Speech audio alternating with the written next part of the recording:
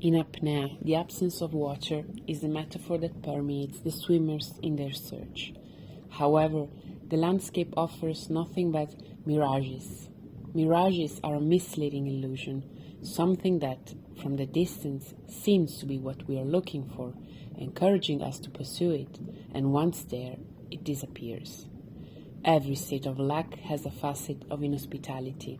As a consequence, pools, lakes, lagoons, seas become words that name what one does not have. And it is precisely what is lacking that motivates the ongoing walk behind the promise. In France, I become a foreigner. But what does it mean to be a foreigner? At present, I do not know. I am escape, yet an escape far from its essence. I have not come here with any particular objective. How clumsy to live without a purpose. During the journey, deciphering what is missing and what is exceeding is connected to the adventure of migrating without destination. I follow the promises or the mirages of unfamiliarity and novelty. For the first time, I perceive a detachment between my original self, outdated due to the new circumstances, and my mutating self that must adapt quickly to the demands of the new environment to fit into the social game, sustained by a history and a culture quite different from mine. Apnea is the art of stopping and holding one's breath in order to stay longer in the density of water, in its depth, its temperature, its blindness. Underwater is a known place, and holding one's breath is unnatural. The feeling of not belonging and unnaturalness accompanies my foreignness. It seems that my subjectivity comes from an unbearably distant country, and I no longer belong to myself. Everything I used to do naturally is interrupted.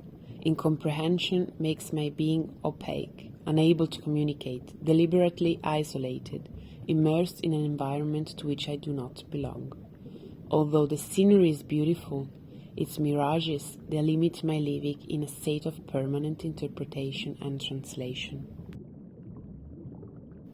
Far from the literary imaginary, interpretations in practical life foster more misunderstandings and frustrations than anything else.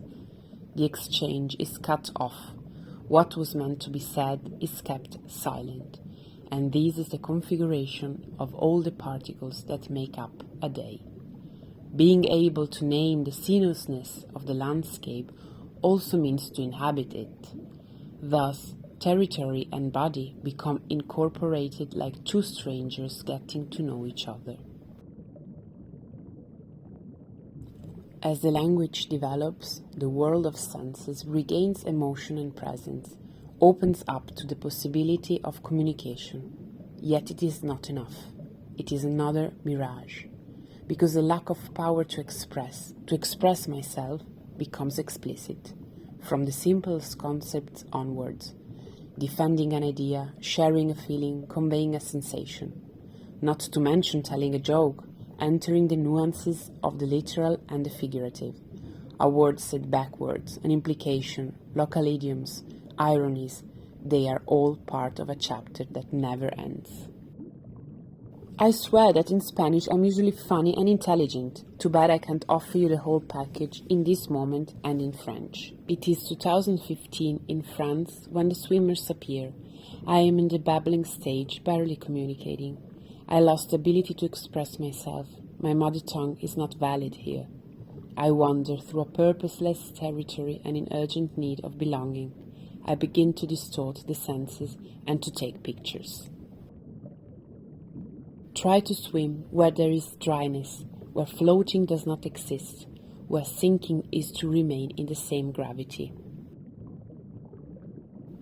I deny the swimmers the indulgence of water because the indulgence of expression is denied to me.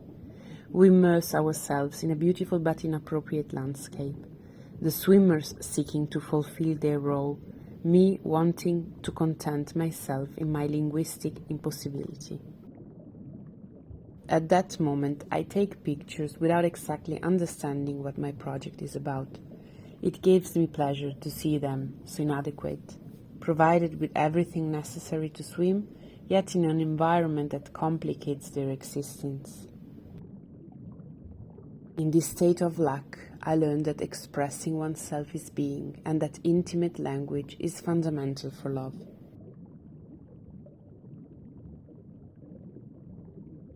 Water is a mirage.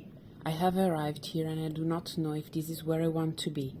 I am neither local nor tourist. I am a resident. I am a foreigner. But what does it mean to be a foreigner? And what are the conditions of this foreignness? Far from the place of origin, the senses of identity and belonging are blurred, and one cannot know what disappointments, what inconsistencies, or what solitudes await us.